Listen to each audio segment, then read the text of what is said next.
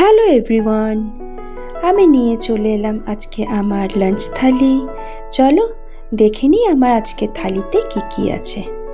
দিয়ে দিলাম ভাত, বিউলির ডাল, করেছিলাম শুক্তো, আর দিয়ে দিলাম এইদিকে আমার খুব ফেভারিট আলু পোস্ত।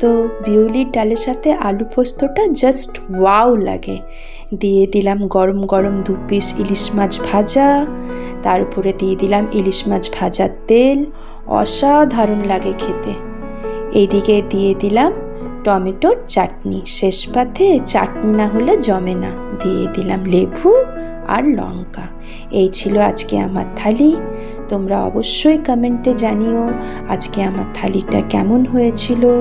সবাই ভালো থেকো, সুস্থ থেকো, আর আমার চ্যানেলটিকে ফলো করতে ভুলো না কিন্তু। সবাই খুব খুব ভালো থেকো। টাটা।